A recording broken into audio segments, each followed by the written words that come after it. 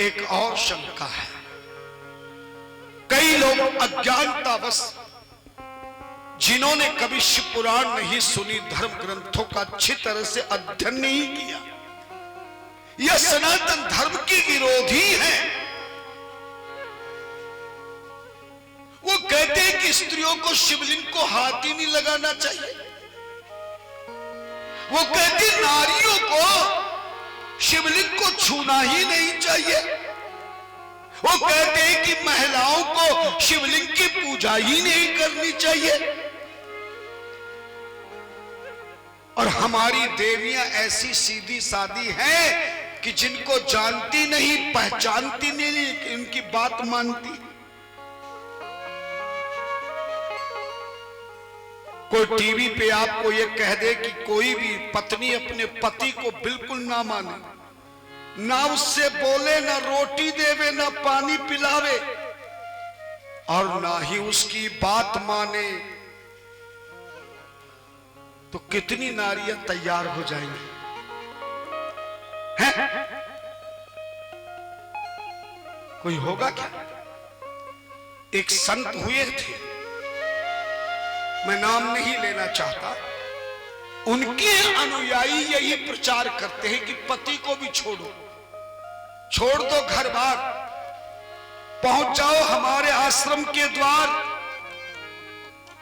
तुम्हारा हो जाएगा बेड़ा पार। लेकिन ऐसे संतों का बेड़ा पार करना तो दूर रहा, खुद की नाव डूब गई है। ना संत का पता चला, ना आश्रम का पता चला, ना महाराज जो दूसरों की नैया डुबाने वाला हो, कभी कभी खुद भी डूब जाता है। इसलिए आप ज्ञानी हैं, समझदार हैं, पढ़े लिखे। सनातन धर्म में आपको मैंने प्रारंभ में बताया, सबसे पहले कौन प्रकट हुए थे? शिवा। अरे जिनकी राम जी पूजा करते हैं, कृष्ण करते हैं, सारे देवी देवता करते हो, और मनुष्य ना करे तो क्या वो देवता तुम पर प्रसन्न होंगे? बोलो ना। परिवार में ससुर सास पति जिसको मानता हो और तुम उसको पहचानते नहीं, तो आपका रहना ठीक होगा क्या? है? आज नारियों के लिए कहा जाता है कि शिवलिंग की पूजा नहीं करनी चाहिए, क्योंकि ऐसे मूर्ख लोग, अज्ञानी, हमारी देवियों को भ्रमित करते हैं।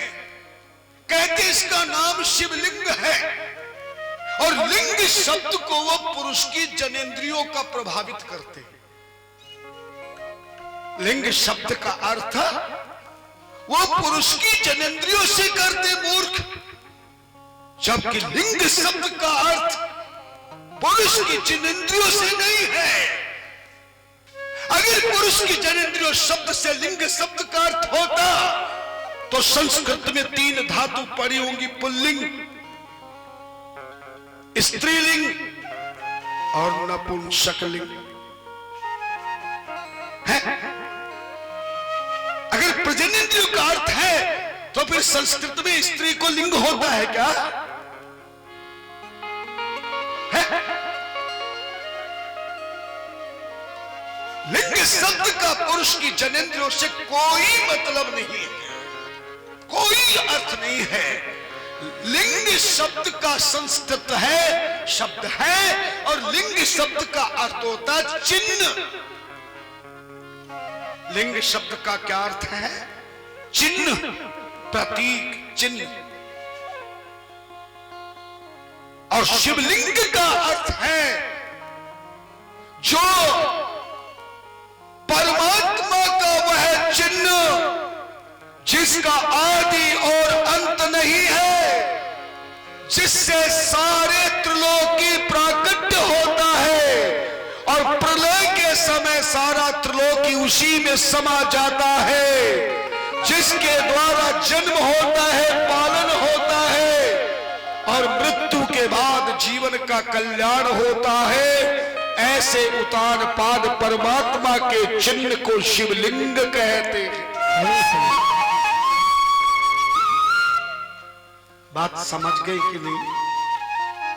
और ऐसे शिवलिंग की हम पूजा ना करें तो हमारे जीवन का आधार नहीं होगा, ईश्वर से प्यार नहीं होगा और हमारे मानव जीवन का बेड़ा पार नहीं होगा।